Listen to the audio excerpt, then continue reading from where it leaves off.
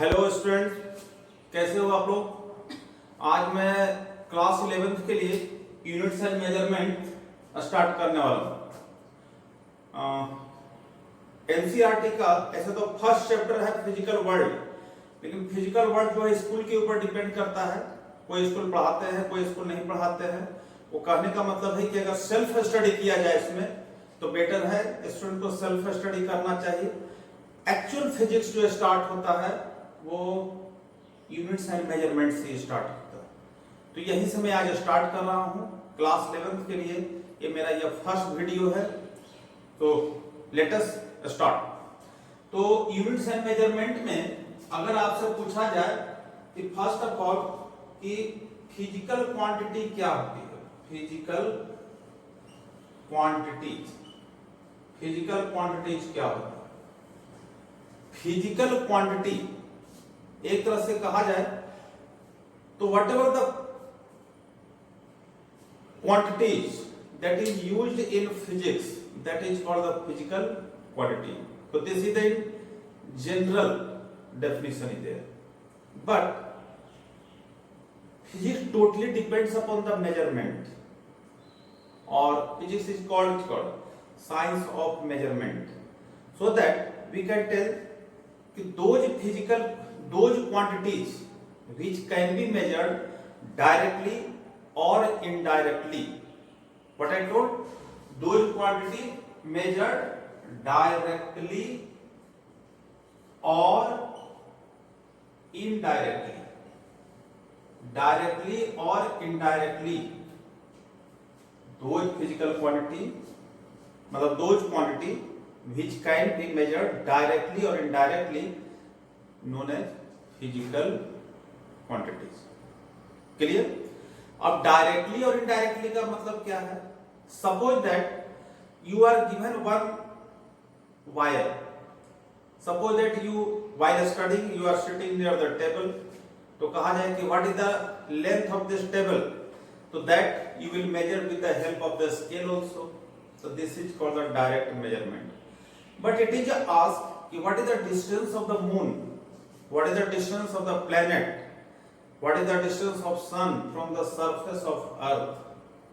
Here no any device is there. Here we will use one methods, so that is called indirect measurement. So in physics both measurement we have to study, direct measurement and indirect measurement. Direct measurement and indirect, that is called physical quantity. अब physical quantity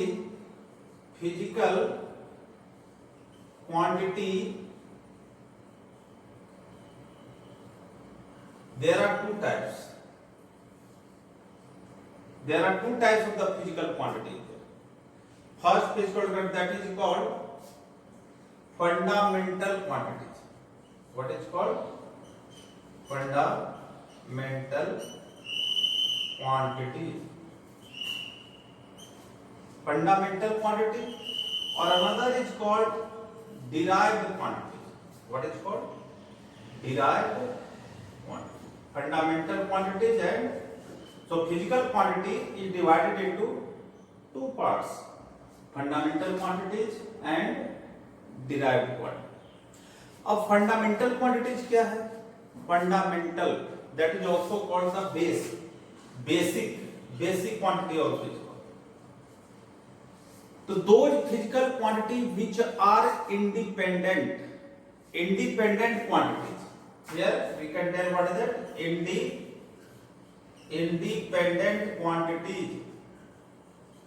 Independent quantities are known as fundamental quantity. अब independent quantities क्या है? पता ही चल रहा है, जो किसी दूसरे के ऊपर डिपेंड ना करे, that is called fundamental quantities. तो फिजिक्स में there are 7 fundamental quantities there. कितने 7 fundamental quantities है? 7 फंडामेंटल क्वांटिटी। कौन कौन हो गया? Mass, length, time, temperature, temperature, electric current,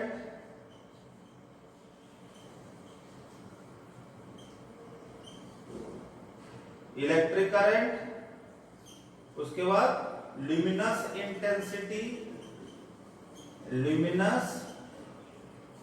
intensity, और seven that is called amount of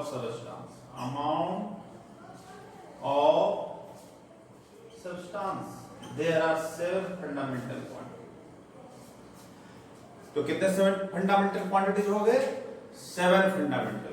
कौन कौन? Mass, length, time, temperature, electric current, luminous intensity, amount of substance. So these are also for the basic. मतलब you can tell total physics depends upon these 7 fundamental quantities. Apart from these 7 fundamental quantities, all are derived quantities. तो नाम से पता चल रहा है, या तो कह सकते हो depend upon fundamental, depends upon fundamental quantities. ये डेफिनेशन हो गया आपके लिए फंडामेंटल क्वांटिटीज। और you can tell those quantities which are derived from the fundamental quantities, that is called, इसलिए डिराइव्ड मतलब क्या? ऑब्टेन्ड। अच्छा, this that is the note down कि derived quantities it can be obtained by multiplying और dividing two physical. कौन सा? Fundamental quantity. या तो मल्टीप्लाई करके या डिवाइड करके जो क्वांटिटी ऑब्टेन होता है that is called derived quantities. तो देखो, डेफिनेशन को रट्टा मारने से पहले, क्रैंक करने से पहले ट्राई टू अंडरस्टैंड डिराइव्ड मतलब ऑब्टेन्ड। तो इसके अलावा जो भी बताया मैंने कि whatever the quantity apart from the 7, जैसे स्पीड इक्वल टू क्या होता है? Distance upon time. Speed equal to distance upon time. तो डिस्टेंस क्या है? लेंथ और टाइम फंडामेंटल। तो व्हाट आई टोल्ड कि या तो मल्टीप्लाई करके या डिवाइड करके। तो here speed is obtained by dividing of 2 fundamental quantities. Okay, उसी तरह से वेलोसिटी। तो वेलोसिटी क्या होता है? Displacement upon time. डिस्टेंस और displacement, what is the difference between them? Distance is scalar quantity and displacement is vector quantity. तो similarly speed is scalar quantity and velocity is vector quantity. तो velocity is obtained by dividing the displacement upon time. Displacement is one type, that is the length is there. तो मुझे लगता है आप लोगों को clear हो गया होगा फंडामेंटल क्वांटिटीज क्या है और डिराइव्ड क्वांटिटीज क्या है। अब आ जाते हैं इसके बाद another quantity, that is another term units. जो मेजरमेंट जो चैप्टर का नाम है यूनिट्स। अब यूनिट क्या होता है? What is the unit? अब यूनिट्स पर आते हैं कि यूनिट्स क्या है। यूनिट्स किसके लिए यूज होता है? फिजिकल क्वांटिटीज के लिए। जैसे मैं एग्जांपल देता हूं, take example of your name. Suppose that one name I am telling that any name take, और that with the name you are using the surname, Gupta, Agarwal, Singh, whatever the surname using, that is a surname, that is called the unit. Suppose that you have to buy vegetable, तो in such a case what you will tell कि क्या मुझे 2 metre vegetable दे दो? नहीं, you have to tell 2 kg vegetable दो। It means quantity के मास के measurement के लिए that we will use only what is that? kg only. So that is their reference. So we tell that units जो है that is a standard reference. A standard reference used for measurement. A standard reference used for measurement of physical quantity. There are so many physical quantities. उसके जो reference use करते हैं measurement के लिए, that is called the unit. तो like there are two types physical quantities. तो similarly units also have that there are two types. कौन कौन सा हो गया? Fundamental units and derived units. तो यूनिट्स आल्सो है fundamental units and second one what is that? Derived unit. Like this physical quantity दो है, हर एक फिजिकल क्वांटिटी के साथ रेफरेंस यूज होगा, इसका मतलब यूनिट भी दो हो जाएगा. अब हम लोग कर सकते हैं जो फंडामेंटल क्वांटिटीज के साथ जो यूनिट होता है that is called fundamental units. तो जैसे फंडामेंटल क्वांटिटीज में आता है मास, तो इसके लिए यूनिट यूज करते हैं केजी. लेंथ, इसके लिए यूज करते हैं क्या चीज? मीटर. क्या यूज करते हैं? मीटर. टाइम के लिए यूनिट क्या यूज होता है? सेकेंड. टेम्परेचर केल्विन, टेम्परेचर के लिए केल्विन. उसके बाद इलेक्ट्रिक करंट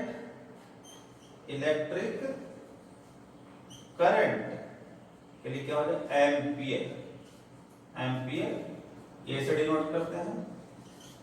फिर उसके बाद ल्यूमिनस इंटेंसिटी, ल्यूमिनस इंटेंसिटी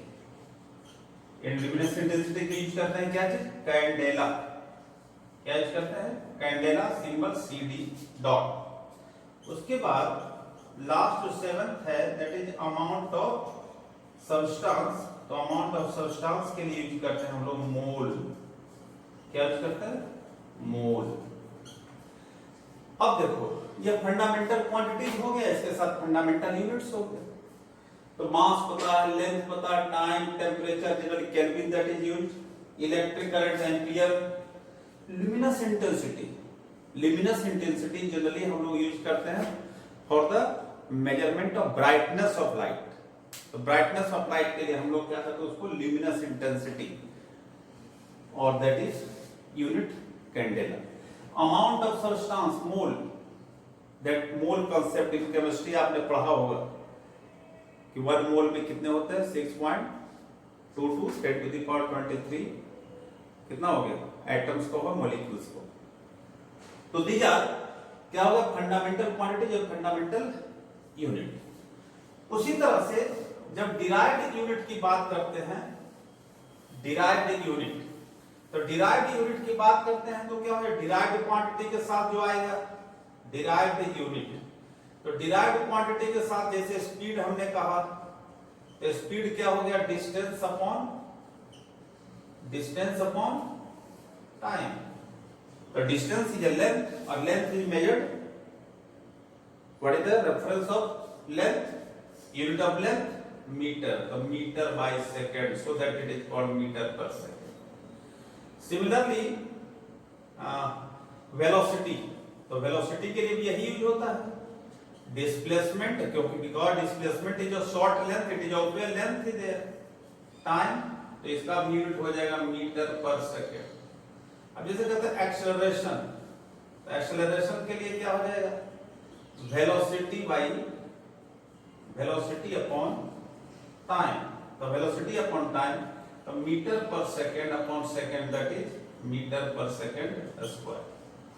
तो what I told, the unit which is obtained either multiplying or dividing to the fundamental unit. या तो मल्टीप्लाई करके या डिवाइड करके जो यूनिट ऑब्टेन होता है that is called the derived unit, obtained unit. तो आपको फंडामेंटल यूनिट, फंडामेंटल, फिर डिराइव्ड यूनिट के बारे में पता चल गया आपको क्या क्या होता है. अब जो है इसके अलावा फिजिक्स में हम लोग यूज करते हैं 2 यूनिट और, जिसका नाम दिया गया है सप्लीमेंट्री यूनिट. सप्लीमेंट्री क्वांटिटी भी कह सकते हो, उसके साथ जो सप्लीमेंट्री क्वांटिटीज. और इसके साथ जो यूनिट आ जाएगा that is called supplementary unit. The two quantities that is used that is called the supplementary. First one is called plane angle. Plane angle is denoted with theta. और दूसरा होता है solid angle. What is it? Solid angle. Solid angle. Symbol D on. Plane angle इसको कहते हैं 2D angle भी कहते हैं. 2D मतलब two dimensional angle. Two dimensional मतलब the angle made by the two plane. Suppose take the example of the wall. कि wall जो है two wall makes angle that is called 2D एंगल. अब सॉलिड एंगल क्या है? 3D angle. इसको solid क्या होता है? 3D angle. 3D. अब छत का एग्जांपल ले लो, रूफ का example. Two wall and roof there on the solid angle. तो plane angle का यूनिट जो है radian. Unit of plane angle what is it? Radian. RAD dot. और सॉलिड एंगल है स्टे रेडियन. स्टे रेडियन ऐसा dot. तो यहां पर बता दिया हमने प्लेन एंगल के लिए रेडियन हो गया और सॉलिड एंगल के लिए कितना हो जाएगा? क्या हो गया? Stay radian. अब ये देखो कि जब प्लेन एंगल की बात करते हैं तो एक एग्जांपल बताता हूं डायग्राम बना करके. जब कहते हैं प्लेन एंगल, प्लेन एंगल, तो प्लेन एंगल सपोज दैट यहां जो हो गया आपका 2D एंगल. दो प्लेन से जो एंगल बन रहा है this is the 2D angle. इधर दो प्लेन. तो सपोज दैट एक सर्कल ये रेडियस है. ये हो गया आर्क का आपका लेंथ ऑफ द आर्क. तो यहां एक फॉर्मूला होता है theta is equal to L by R. Length of arc upon radius. Theta का फॉर्मूला हो गया length of arc upon radius. Length of arc, arc क्या हो गया? AB आर्क हो गया, रेडियस हो गया. अब यहां पर आपके स्कूल में भी whenever the school examination will be there, तो वहां पर 1 रेडियन का डेफिनेशन पूछा जाता है कि 1 रेडियन क्या होता है? What is the 1 radian? तो angle 1 that is the numerical value. तो कहता है कि अगर इफ L और R बराबर हो जाए तो कितना हो जाएगा? L by L कैंसिल होकर कितना हो जाएगा? 1 हो जाएगा. तो दैट इज 1 रेडियन. तो it means we can tell the angle made by an arc at the center of the circle whose length is equal to radius. क्या होता है? Angle made by an arc at the center of the circle whose length is equal to radius, so that is called 1 radian. और उसी तरह से solid angle का अगर example दो, सॉलिड एंगल, तो सॉलिड एंगल कितने एंगल, कितने प्लेन से बताया? 3 प्लेन. तो 3 प्लेन जैसे ये हो गया 1 2 3, मतलब ये प्लेन ये हो गया, ये हो गया, ये जो एंगल बना रहा है तो इट मींस सीधे सॉलिड एंगल जो बनेगा किसी एरिया से, small area. Here this is the arc length. यहां जो एंगल बनेगा area. Suppose that this is the small area is there. तो दैट इज सॉलिड एंगल का फार्मूला हो जाएगा ds by R square. This is the formula of solid angle. So these are the supplementary. Generally it is not a part of physics but we are utilizing physics so that it is called supplementary. तो I hope आप लोगों को समझ में आया होगा. तो जो भी मैंने पढ़ा है मेरे वीडियो को आप लोग सब्सक्राइब करो, लाइक करो. जितना से मैक्सिमम अगर आपको पसंद आए कमेंट बॉक्स में जा करके रिमार्क्स दो. तो नेक्स्ट वीडियो के साथ फिर मैं अवेलेबल हूँ. मेरा नाम है उदयकांत रॉय. चैनल का नाम है उदयकांत रॉय फिजिक्स. ओके.